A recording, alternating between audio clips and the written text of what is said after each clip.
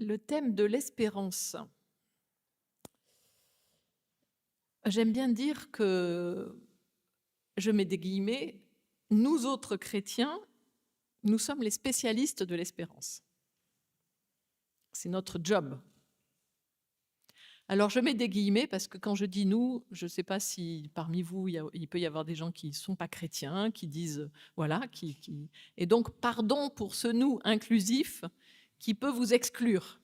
C'est le problème de l'inclusion. On veut inclure, mais on peut aussi exclure en disant ça. L'espérance, j'ai commencé à travailler là-dessus pendant le Covid, en me disant comment on peut formuler l'espérance dans le temps que nous vivons. Et puis, on se disait, après le Covid, ça va aller mieux. Et en fait, ça va pas mieux.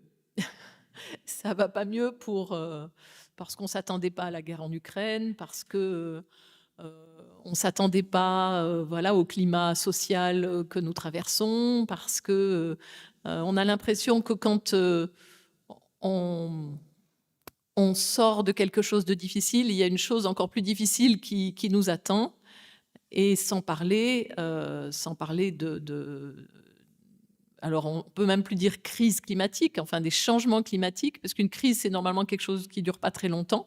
Or là, on sait qu'on est rentré dans du temps long, et que par rapport à tous les bouleversements climatiques dont on voit actuellement ici ou là les répercussions dramatiques, que ce soit là les tornades aux États-Unis, que ce soit les feux l'été dernier, etc., etc. Enfin voilà.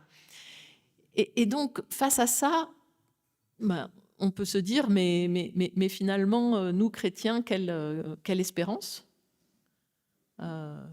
Et on peut être partagé entre ceux qui disent rapidement de toute façon Dieu y pourvoira, donc on n'a pas besoin de s'en occuper.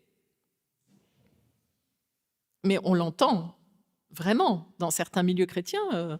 Mais enfin, soyez joyeux, réjouissez-vous, Dieu y pourvoira.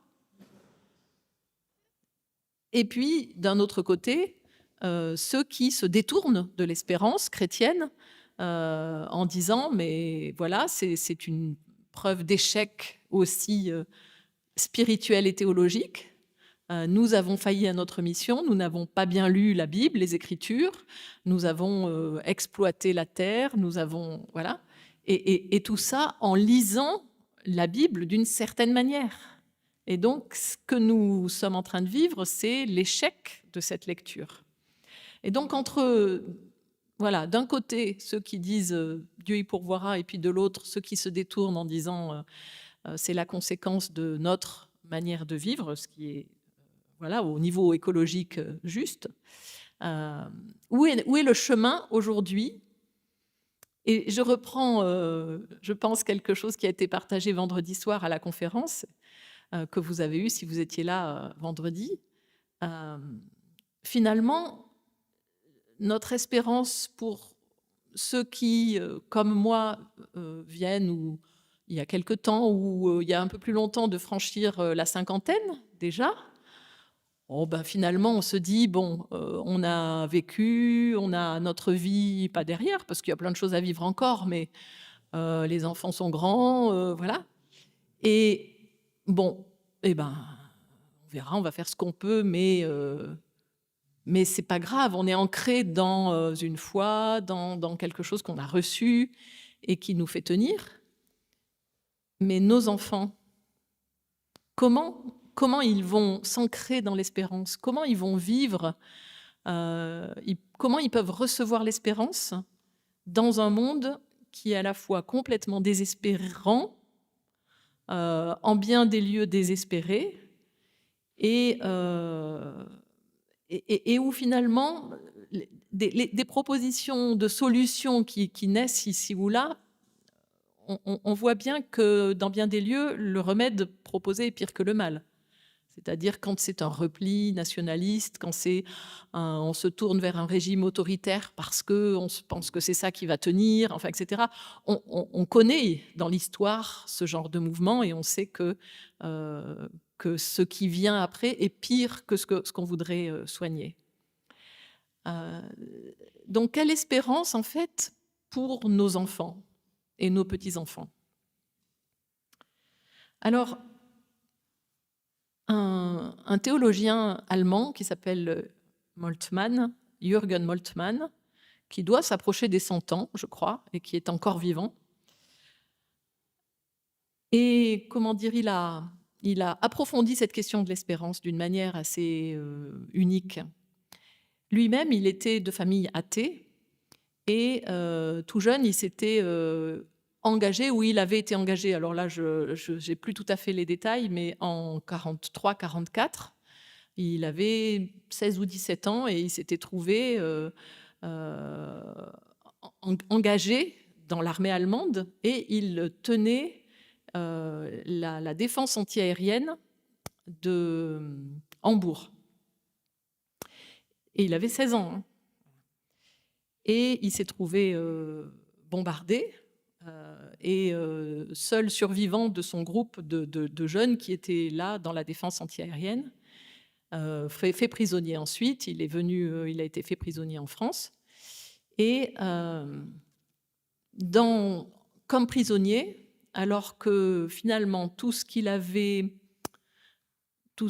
nourri, entre guillemets, dans sa jeunesse, qui était un discours nazi, s'était effondré.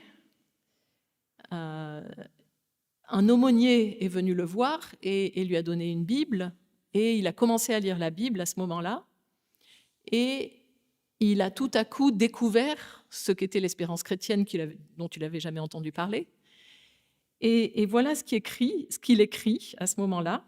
Donc il a 19 ans, il est prisonnier, et il découvre l'espérance chrétienne. Et il écrit ceci: l'espérance chrétienne est puissance de résurrection qui triomphe des échecs et des défaites de la vie. Elle est la force qui fait renaître la vie des ombres de la mort. Elle est la force d'un nouveau départ que la vie rendait impossible à cause de la culpabilité. Elle est l'esprit de résurrection du Christ trahi, maltraité et abandonné. Grâce à sa résurrection divine d'entre les morts, cette fin sans issue du Christ sur la croix est devenue son vrai commencement.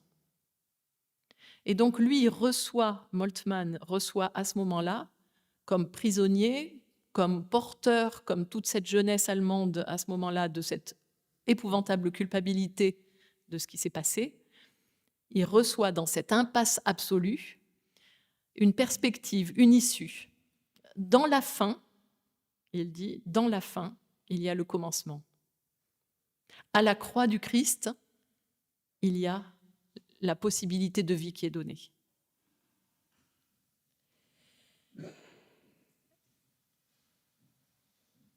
Autour de cet événement, je dirais, spirituel qu'il vit, cette découverte que Moltmann fait à ce moment-là, il va construire toute sa vie une théologie de l'espérance.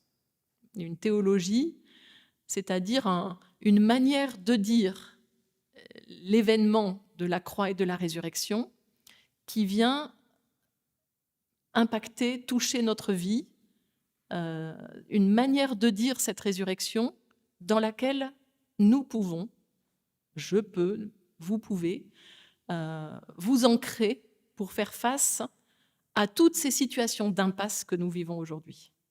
Et c'est vraiment cette manière de dire à la croix, c'est l'impasse, mais le Christ est ressuscité et au bout de l'impasse, dans l'impasse alors qu'il n'y a aucune issue, l'espérance est là. En fait, pour dire les choses, on pourrait dire l'optimiste, c'est celui qui est naïf et qui ne sait pas qui ne voit pas bien la situation. Autrement, il serait optimiste. Il ne serait pas optimiste. Mais celui qui espère sait que la situation est impossible. Et malgré l'impasse, il espère. Si on regarde un peu quelques textes bibliques dans lesquels on peut retrouver cela, par exemple l'apôtre Paul, dont on parlait ce matin, qui va avoir des longs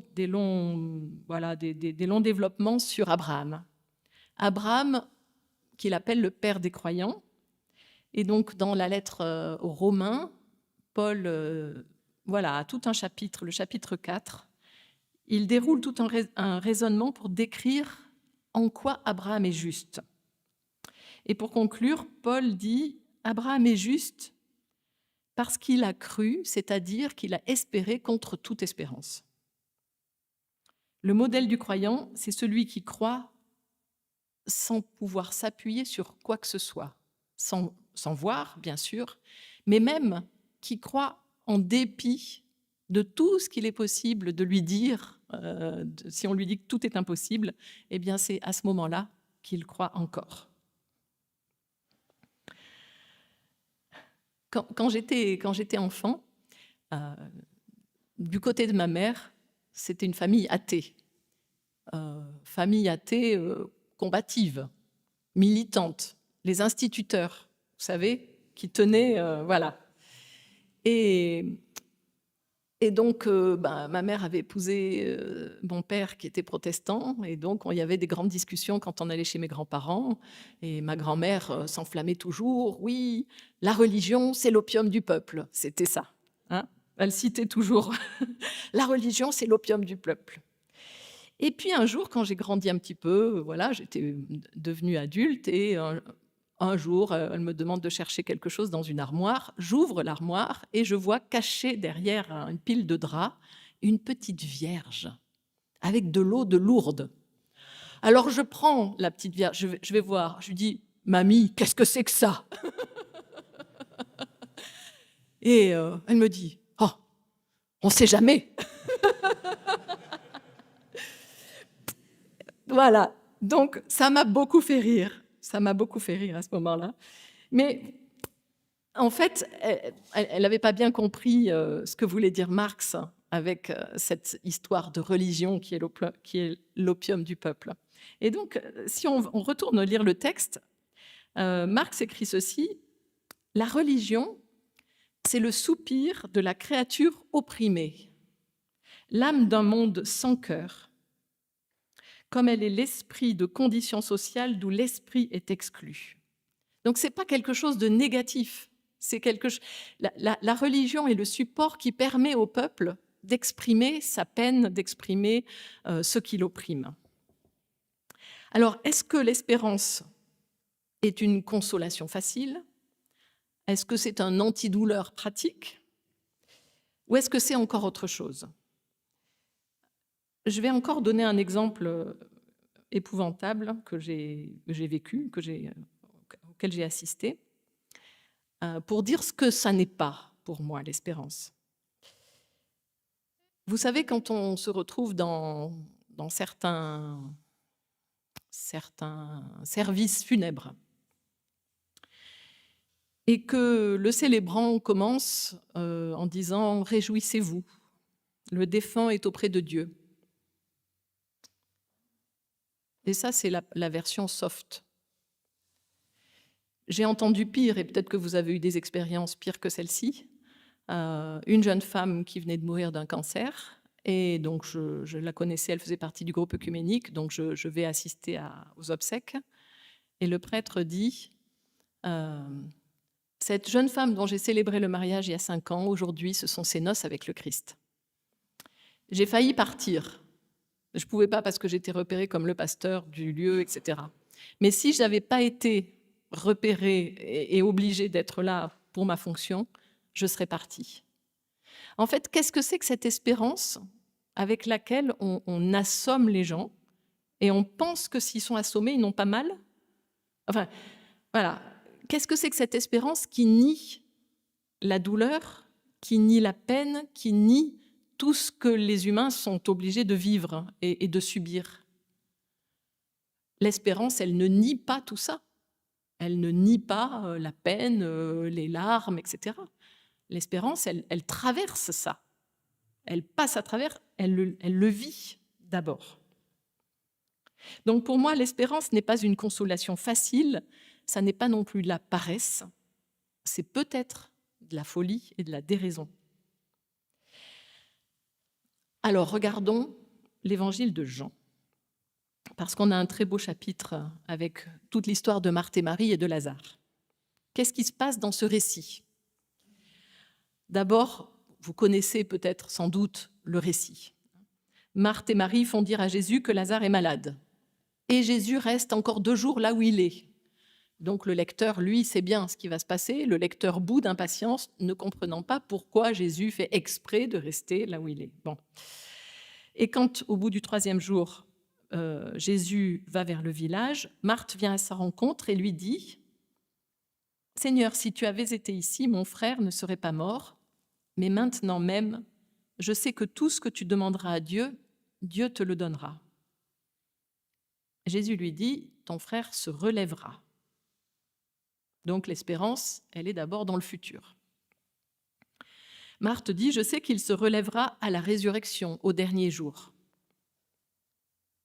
Donc premièrement, première étape, je dirais, notre espérance, elle est à venir. Elle est dans un après, dans un temps qui vient. Et Paul, dans la lettre aux Corinthiens, affirme aussi cela, s'il n'y a pas de résurrection des morts, le Christ non plus ne s'est pas réveillé. Si le Christ ne s'est pas réveillé, notre proclamation est inutile. Et Paul a tout un développement sur cette résurrection des morts, sur le corps ressuscité, et il finit en disant « La mort a été engloutie dans la victoire ».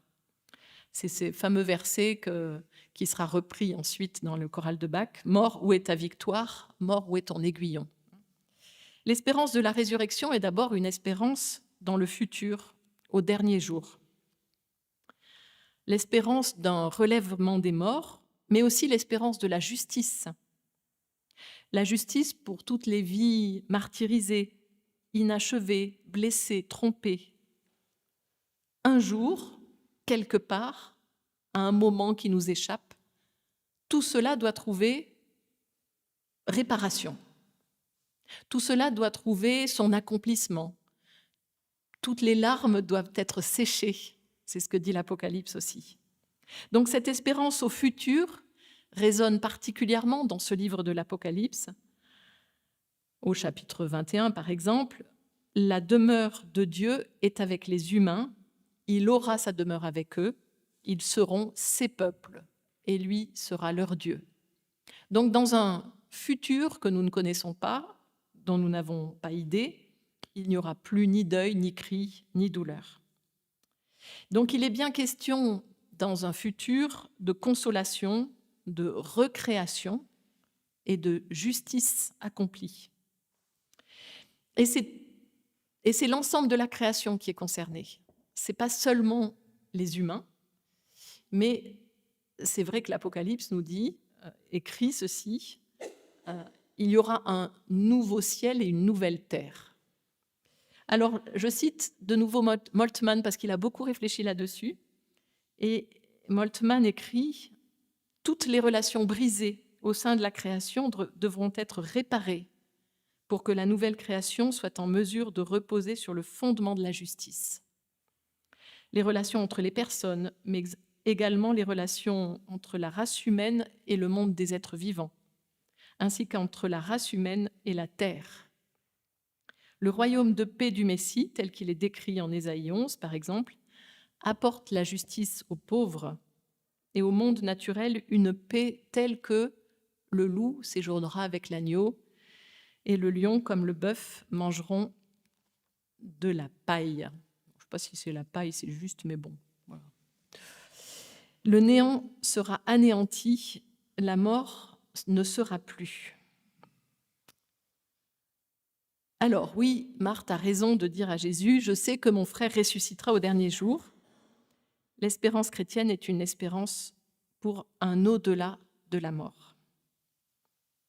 Mais vous savez aussi sans doute que le récit de l'évangile de Jean ne s'arrête pas là.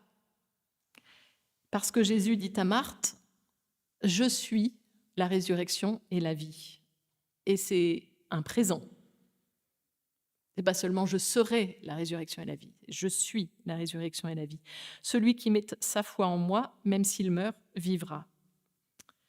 Et Jésus, après avoir pleuré, il faut vraiment souligner ça, après avoir pleuré, Il se rend au tombeau et crie « Lazare, sort ». Alors, je ne vais pas aller plus loin sur ce récit, mais le récit met en scène ce que Jésus affirme, ce « je suis la résurrection et la mort » dès maintenant, une espérance qui est active au présent.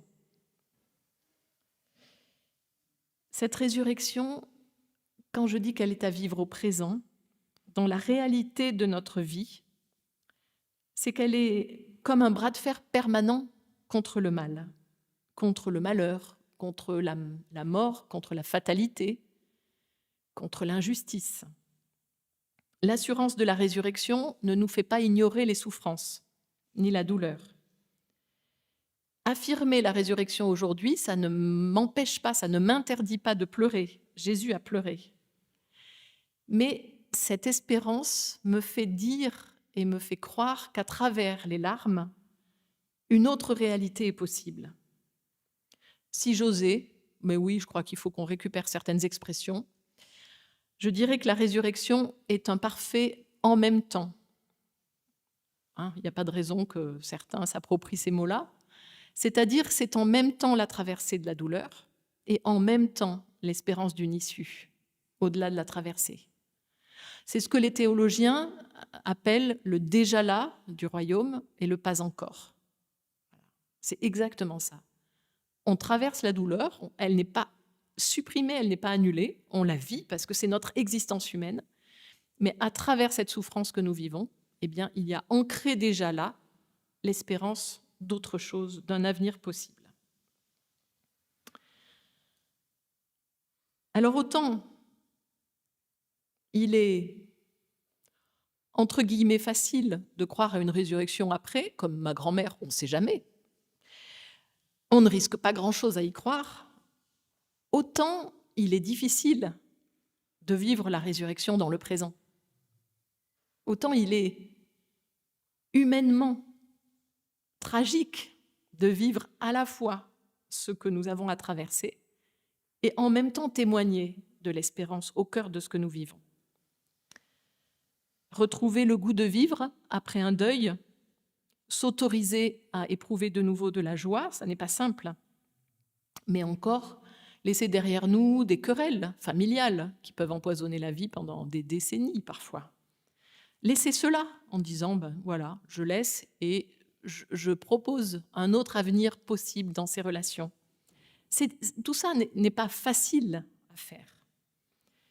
Se libérer du mal subi en pardonnant, voilà, qui est redoutablement difficile.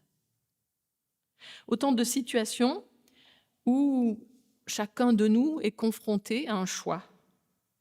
Choisir de redire oui à la vie, choisir la résurrection, ou rester prisonnier, que ce soit de la peine, de la colère, de la haine, du désir de vengeance, etc. Il y a un choix qui est là et qu'il nous faut à un moment assumer. Je vais prendre un autre récit au livre du prophète Jérémie, au chapitre 29. Jérémie dit cela de manière très forte, je trouve. Alors, Jérémie s'adresse, et c'est important de situer le texte, aux habitants de Jérusalem qui ont été exilés à Babylone en 587 avant notre ère. Et donc, Jérémie leur écrit « Voici les termes de la lettre que Jérémie le prophète a envoyée de Jérusalem au reste des anciens qui ont été exilés, aux prêtres, aux prophètes et à tout le peuple que Nabuchodonosor avait exilé de Jérusalem à Babylone. » Je lis parce que c'est tellement toujours drôle de dire Nabuchodonosor. Quand on est à l'école biblique, c'est vraiment fait partie des noms qui sont... Donc voilà ce que dit le Seigneur, le Dieu d'Israël, à tous les exilés. Bâtissez des maisons et habitez-les. Plantez des jardins et mangez-en le fruit. Mariez-vous, engendrez des fils et des filles. Mariez vos fils, donnez vos filles en mariage, pour qu'elles mettent au monde des fils et des filles.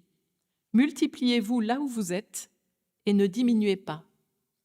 Recherchez la paix de la ville où je vous ai exilés et priez pour elle, car votre paix dépendra de la sienne. Mais ainsi parle le Seigneur, dès que 70 ans se seront écoulés pour Babylone, j'interviendrai pour vous et je réaliserai à votre égard ma bonne parole en vous ramenant.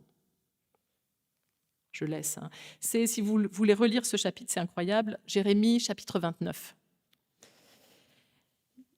Donc, qu'est-ce qu'il y a dans ce texte ? Le prophète Jérémie, qui a sans cesse annoncé au royaume de Juda et à Jérusalem l'arrivée imminente de la catastrophe, tellement que le peuple de Jérusalem en avait marre que Jérémie annonce tout le temps la catastrophe qui allait arriver, qu'il les menaçait, il les mettait en garde, etc., si bien qu'il a été mis en prison, on a essayé de le faire taire. Bon, voilà. Bref, ce qu'il annonçait est arrivé, Nabuchodonosor est arrivé, donc c'était les gens responsables, enfin ceux qui avaient des responsabilités à Jérusalem qui ont été déportés à Babylone. Ce même prophète Jérémie, ce prophète de malheur, tout à coup annonce la fin de l'exil. Enfin, la fin de l'exil, dans 70 ans quand même. 70 ans à une époque où, si on arrivait à 35 ans, 40 ans, on avait beaucoup de chance, autant dire que ce n'était pas pour ceux qui ont entendu la prophétie, pour les enfants ou les enfants de leurs enfants. 70 ans, 3 générations. Mais dans l'attente de ce retour inaccessible, finalement, Jérémie dit aux exilés, bâtissez, plantez, mariez-vous et priez pour la paix de ceux qui vous ont exilés. La promesse à venir, cette promesse, même si elle est inaccessible, elle impose de se remonter les manches et de se mettre au travail aujourd'hui. C'est parce que le Seigneur est fidèle, parce qu'il n'oubliera pas les enfants de nos enfants, dans un avenir qu'on ne voit pas, qu'aujourd'hui, nous ne devons pas baisser les bras et agir. Et alors, quelle est cette action qui est attendue des exilés ? Vivre en exil comme s'ils étaient chez eux. Vivre en exil comme s'ils n'étaient pas en exil. Et cette notion de vivre là comme si on n'était pas là, c'est quelque chose qui va traverser à la fois l'Ancien Testament, mais aussi le Nouveau Testament. Et aussi Paul va dire, ceux qui sont mariés, vivez comme si vous n'étiez pas, et ceux qui ne sont pas mariés, vivez comme si vous n'étiez pas mariés. C'est très étrange en fait. Mais c'est de dire, vous pouvez, dans la situation qui est la vôtre, quelle qu'elle soit, vivez la promesse de Dieu au quotidien, dans le quotidien de votre existence. Choisissez la vie aujourd'hui, quelle que soit votre situation. N'attendez pas que votre situation ait changé. N'attendez pas ci et ça pour commencer à vivre et pour commencer à être heureux et pour commencer à avoir des enfants ou faire autre chose. N'attendez pas autre chose. C'est dans la vie que vous avez aujourd'hui que l'espérance de Dieu se réalise. Déjà là. Alors, moi, je suis frappée quand je relis les prophètes de l'actualité de ces vieux textes. Parce que là, ils parlent aux exilés à Babylone, mais ce texte, on peut l'entendre aussi nous, aujourd'hui. Dans la situation qui est la vôtre, politique, sociale, géopolitique, n'attendez pas autre chose, mais vivez l'espérance là où vous êtes aujourd'hui. Bâtissez, plantez, mariez-vous et priez pour la paix de la ville où vous êtes. L'espérance à venir, l'espérance aujourd'hui. Alors, oui, faut savoir. Je regarde l'heure parce que je sors toujours de mon papier, donc des fois c'est plus long ou plus court. Il y a un moment où je trouve qu'on vit l'espérance, c'est-à-dire qu'on touche l'espérance du doigt et qu'on l'expérimente de manière très forte.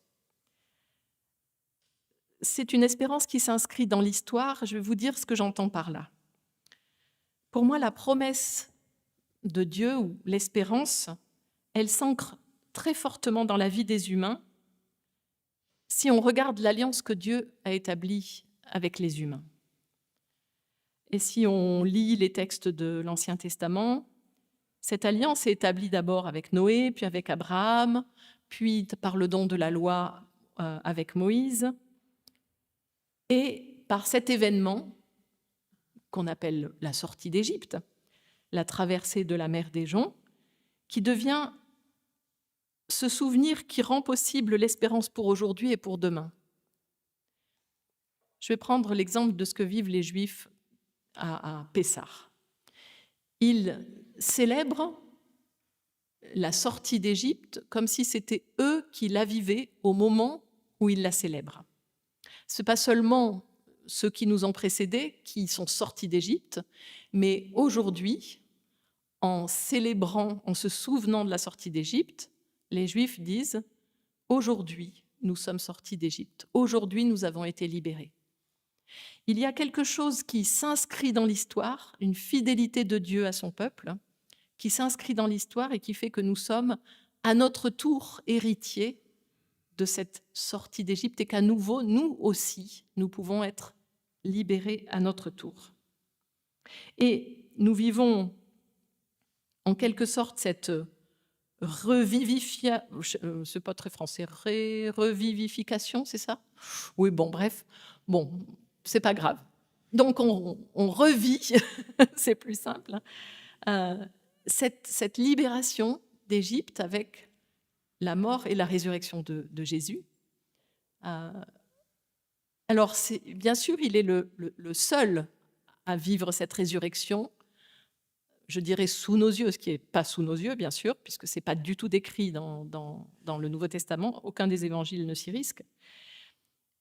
Mais c'est le rappel de ce que Dieu a fait aux humains dans le passé, cette libération d'Égypte, le rappel de ce que Dieu a fait dans ma propre vie aussi, par la résurrection du Christ, cette espérance dans le passé, dans l'histoire du peuple, dans le choix de Dieu qui accompagne son peuple, c'est là aussi que s'enracine mon espérance pour aujourd'hui et pour demain. C'est-à-dire que l'espérance, elle ne me tombe pas dessus, moi, là, aujourd'hui. Mais il y a toute l'histoire qui nous précède et qui nous fait entrer à notre tour dans cette espérance. Si je dis ça, c'est que souvent dans une paroisse, on est des gens très divers, on vient d'horizons différents.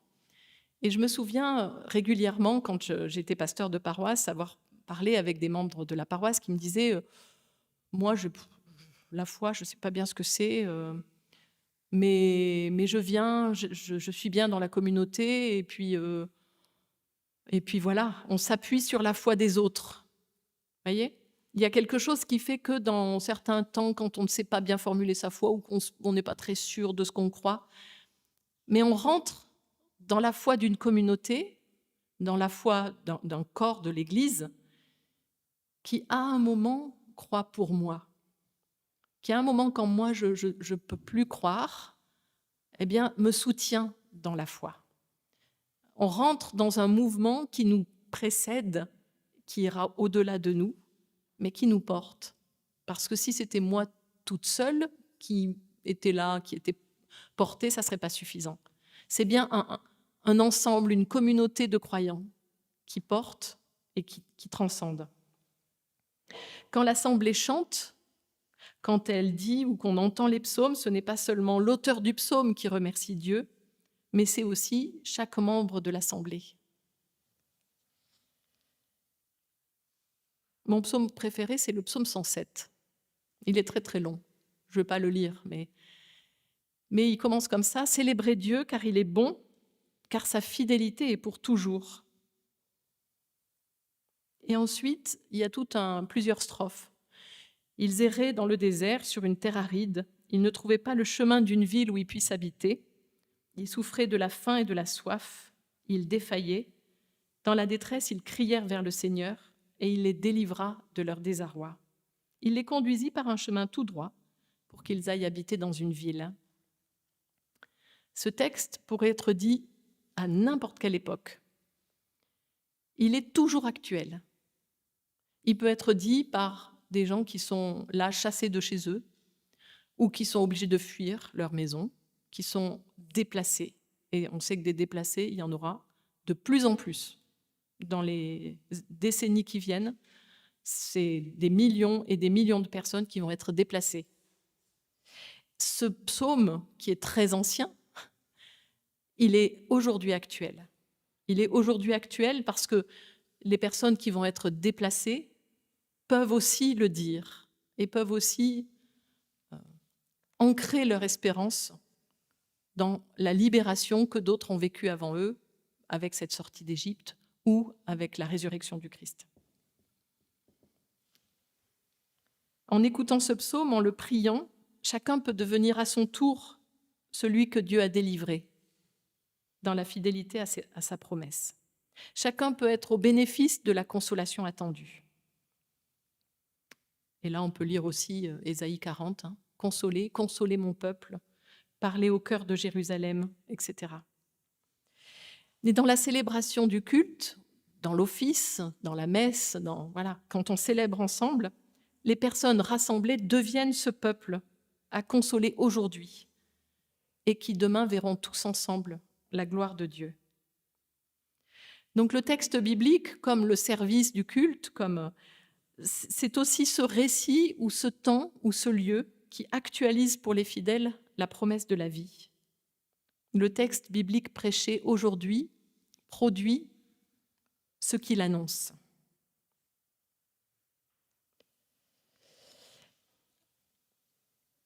Mais cette espérance, comment la vivre ? Comment la vivre ? Alors d'abord, l'espérance est une folie. Et ça, c'est évident. C'est évident que ça n'est pas rationnel, que ça n'est pas raisonnable, que ça n'est pas scientifique, que ça n'est pas tout ce que vous voulez. L'espérance est folie. Un des textes les plus fous de la Bible, je trouve, c'est le chapitre 37 du prophète Ézéchiel. Je ne sais pas si vous êtes déjà risqué un jour à lire ce chapitre.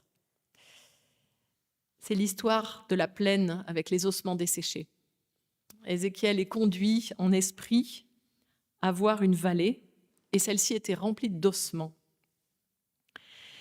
Et donc la main du Seigneur le fait passer auprès de ces ossements. Tout autour, ils étaient très nombreux et ils étaient très secs. Et le Seigneur dit à Ézéchiel, « Humain, ces ossements peuvent-ils revivre ?» Ézéchiel, il ne se mouille pas. Il répond, « Seigneur Dieu, c'est toi qui sais. » Il a raison, il faut être prudent quand même. Et donc le Seigneur dit à Ézéchiel, « Parle en prophète sur ces ossements. Tu leur diras, ossements desséchés, écoutez le Seigneur. » Voilà ce que dit le Seigneur à ces ossements, « Je fais venir sur vous un souffle et vous vivrez. Je placerai sur vous des tendons, je ferai pousser de la chair sur vous, je vous recouvrirai de peau, je mettrai en vous un souffle, vous vivrez, et ainsi vous saurez que je suis le Seigneur. » Et donc Ézéchiel parle en prophète, il fait ce que le Seigneur a ordonné. Donc il répète tout ce que le Seigneur lui a dit de dire. Et comme il parlait, il y a un bruit, un frémissement, les ossements se rapprochèrent, les tendons, la chair se mit à pousser, la peau, etc. Il manque le souffle, alors le prophète dit encore, « Fais venir des quatre vents, souffle, souffle sur ces morts pour qu'ils revivent. » Et le Seigneur dit, « Humain, ces ossements, c'est toute la maison d'Israël. » Ils disent, « Nos ossements sont desséchés, notre espoir s'est évanoui, nous sommes perdus. Mais moi, j'ouvre vos tombes, je vous ferai remonter de vos tombes, ô mon peuple. » C'est un texte complètement fou. Là, je l'ai raccourci, mais il faut le lire. Ézéchiel 37. Les jours où vous désespérez, vous lisez Ézéchiel 37. Je trouve que c'est quand même un antidote assez puissant. Alors, nous ne sommes pas des prophètes de la dimension d'Ézéchiel, mais peut-être nous a-t-il été donné à nous, à un moment dans notre vie, ou à plusieurs moments, ou dans des moments différents, de vivre ces expériences où Dieu nous fait faire des folies pour la vie. Alors si nous sommes contraints dans la vie de tous les jours de vivre de telle et telle manière parce qu'il y a des conventions, parce qu'on ne fait pas n'importe quoi dans une société humaine, eh bien Dieu, je crois, nous fait faire des folies, nous fait vivre ou accepter des choses que nous n'aurions jamais imaginées par avance. Jamais. Et ces moments où, finalement, quelque chose d'une grâce divine se joue alors que rien n'avait été prévu, rien n'avait été... Voilà. Alors, c'est toujours difficile de donner des exemples, et j'aime pas beaucoup, enfin voilà, c'est parce qu'on s'expose et tout ça, donc c'est un peu délicat. Mais je vais vous donner quand même 2 exemples, après cette introduction pour dire que je n'aime pas ça. Il y a 8 ans, on a accueilli à la maison une jeune fille qui avait 15 ans, qui était mineure isolée, et que la CIMAD venait d'accueillir à sa permanence. Et cette jeune fille n'avait aucun lieu pour dormir.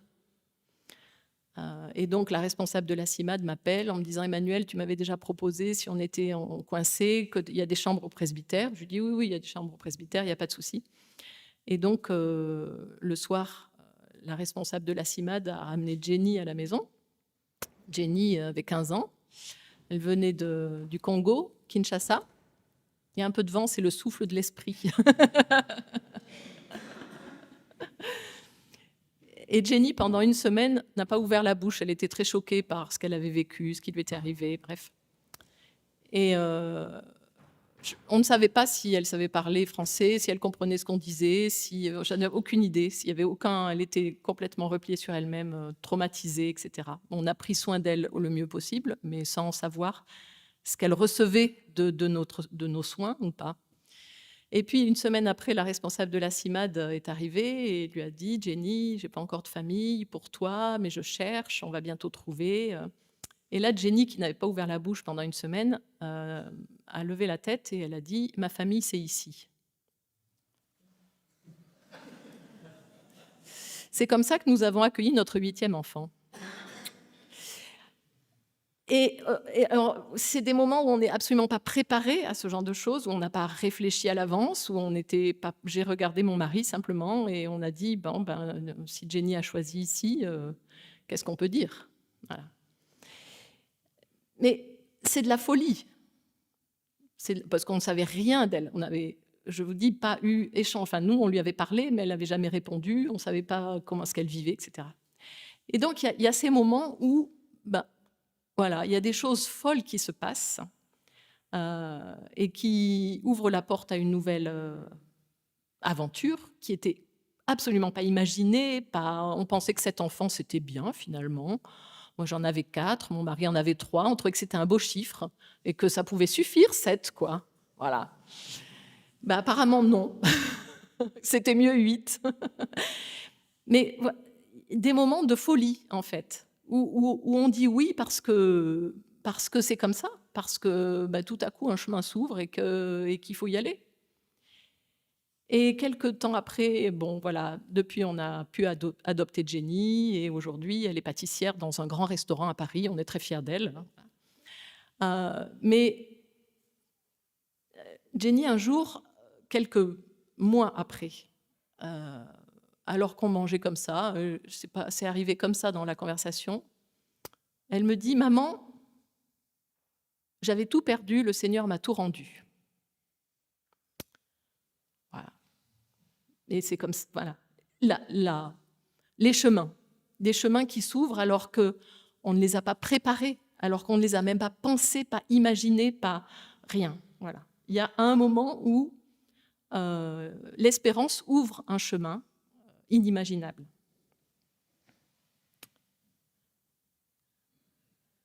Je vous raconte une 2e histoire. Elle est aussi vraie que la première.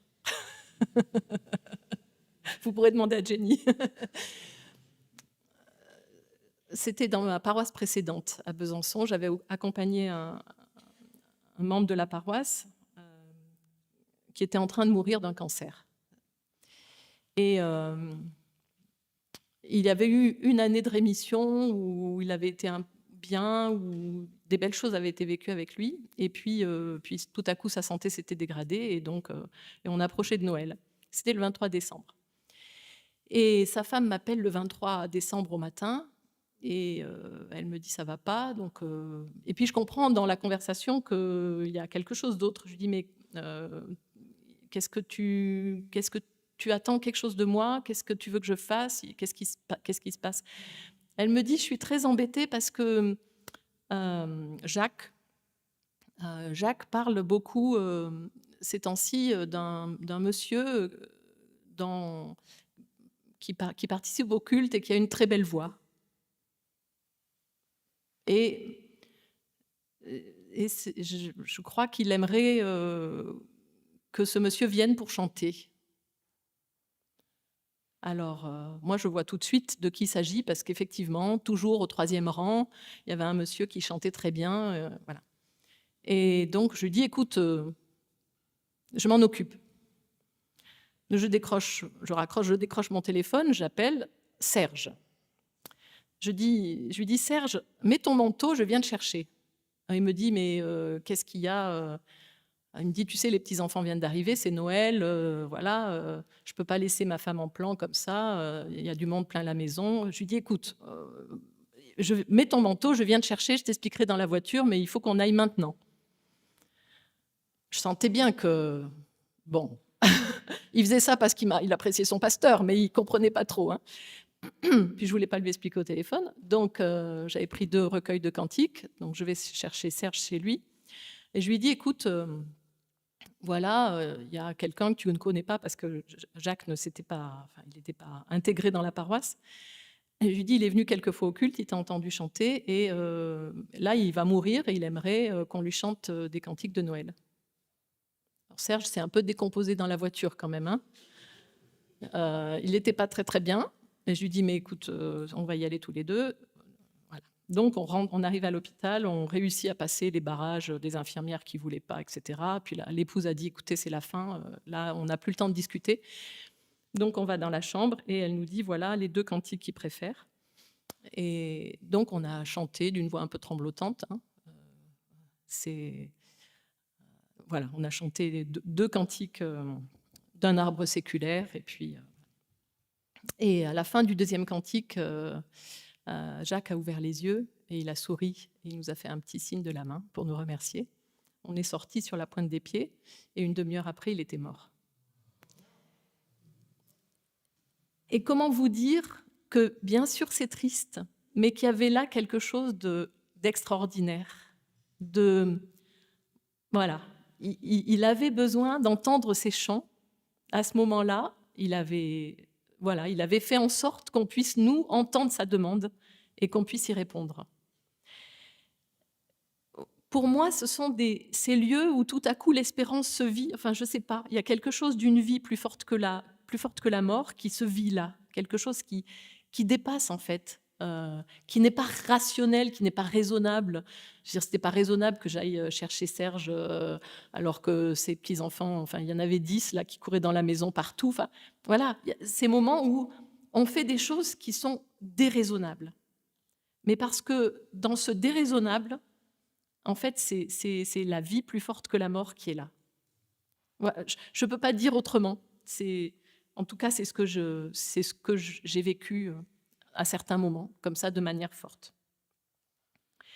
Donc, pour moi, l'espérance est folie, l'espérance est déraison, l'espérance n'est pas... Voilà, elle dépasse les bornes. Elle dépasse toujours les bornes, en fait. Et puis, l'espérance, c'est aussi un engagement pour la justice. Et ça, je le lis par exemple très fort dans un livre qu'on ne lit pas beaucoup, c'est le prophète Habakkuk, pas très très connu, un petit prophète, il y a juste 3-4 chapitres, je ne sais plus exactement.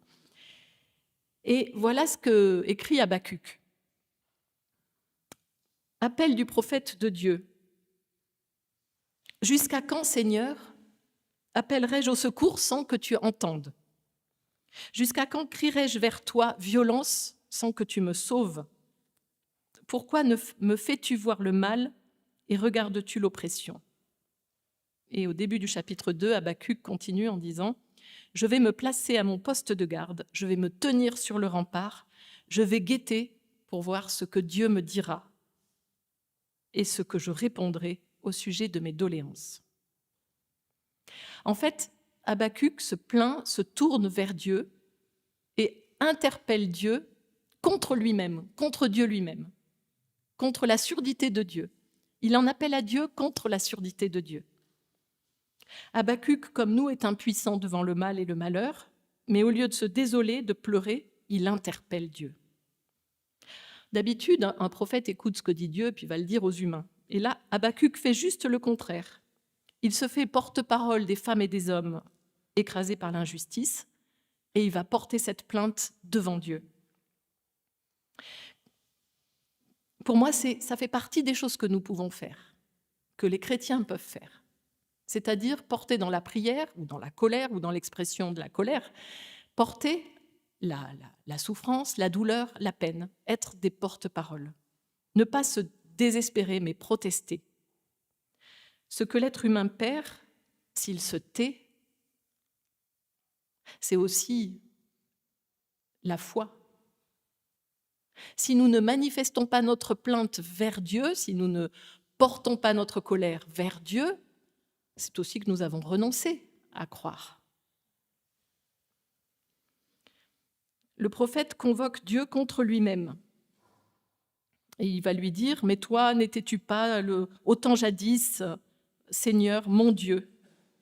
Toi, tu ne meurs pas, à la différence des puissances d'un jour. Tes yeux sont trop purs pour voir ce qui est mauvais. » Donc le prophète rappelle à Dieu, avec un peu d'impertinence, qu'il est un Dieu de justice qui ne peut pas supporter l'injustice. Et non seulement il le dit, mais il agit. Et je crois que cette action, que ce soit la CAT, la CIMAD, cet engagement, alors qu'on sait que ce sont des actions qui ne vont pas réussir à bouleverser l'ordre des choses, mais ne pas baisser les bras, même en sachant que cela ne bouleverse pas l'ordre des choses, on peut agir pour telle personne, pour telle personne. À la CAT, on va écrire à telle personne. Et même si on a réussi à sortir de prison un seul détenu politique ou une seule personne persécutée, même si on a réussi que cela seul, c'est déjà suffisant. Bien sûr, ce n'est pas suffisant pour les autres, mais pour cette personne, ça change tout. Alors oui, on pourrait penser que l'action du prophète est étrange, attendre Dieu, s'attendre à Dieu. Mais en fait, c'est ce qui nous est peut-être demandé aux chrétiens, d'attendre Dieu, de s'attendre à ce que Dieu agisse, de s'attendre à ce qu'il intervienne. S'attendre à la justice de Dieu, c'est déjà ouvrir une brèche dans l'injustice. Affirmer que Dieu ne veut pas le malheur, c'est déjà mettre en échec la mort. C'est déjà ouvrir la possibilité même d'une autre issue. Aussi, la résurrection, ce n'est pas l'absence de mort, mais c'est sa traversée. Et puis, je vais bientôt m'arrêter parce que là, vous allez être assommés complètement. Parce que j'en ai des... Ouais, bon, bref. Peut-être encore une chose. Oui, on va s'arrêter là. Hein. Oui. Il y a l'espérance de Dieu dans les récits bibliques. Elle est aussi extrêmement pragmatique.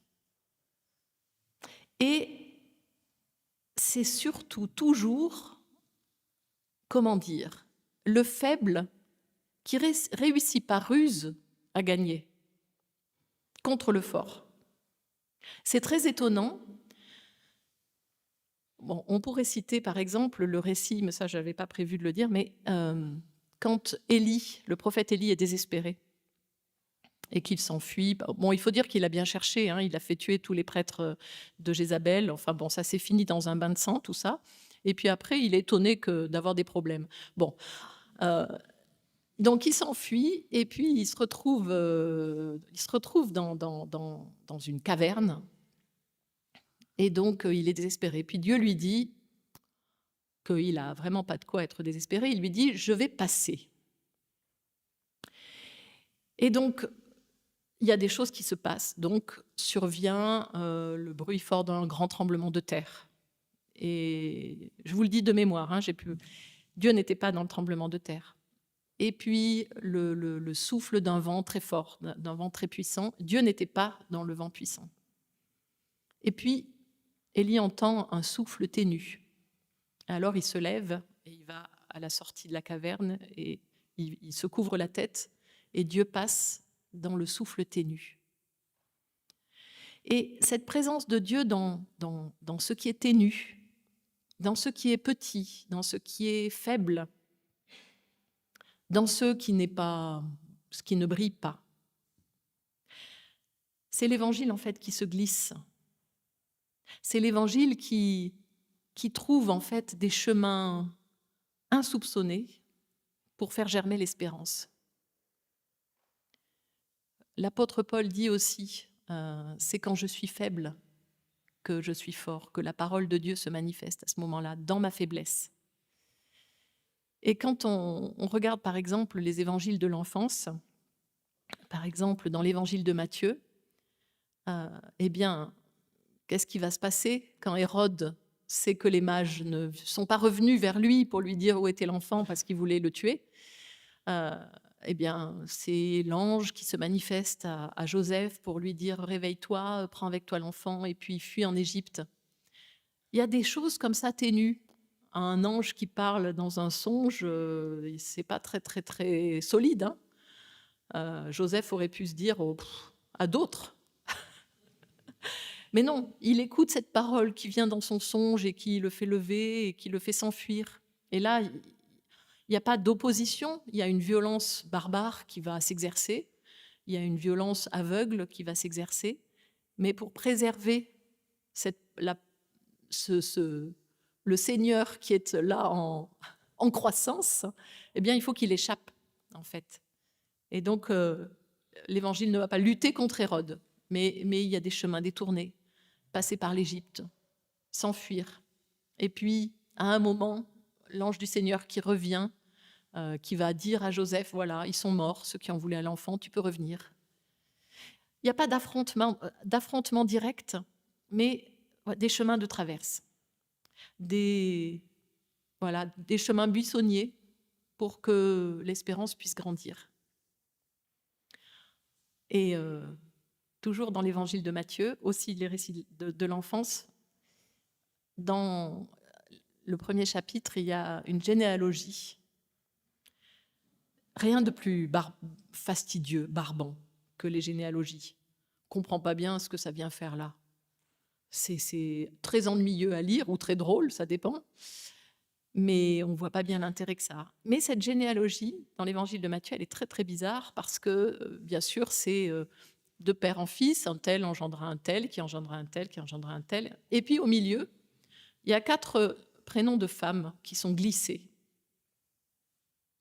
Et alors, quand on va regarder ces femmes, ben c'est des femmes soit étrangères, soit de mauvaise vie,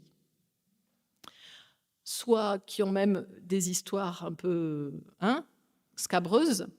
Donc aucune qui est de la lignée de David, aucune qui est un modèle de foi ou de piété, mais toutes des femmes qui ont cherché à survivre à un moment, qui ont trouvé un chemin de traverse pour réussir à ce que la vie continue. Retournez voir cette généalogie, c'est absolument incroyable. Et donc, voilà, Joseph et Marie à la fin, de laquelle est né Jésus. Et donc, c'est pas elle qui est de la descendance de David, c'est Joseph. Donc, on pourrait dire cette généalogie, elle n'a rien à voir avec Jésus finalement. Et c'est ça qui est le plus drôle à la fin. Mais ces 4 femmes, elles ont toutes les 4 des vies hors du commun.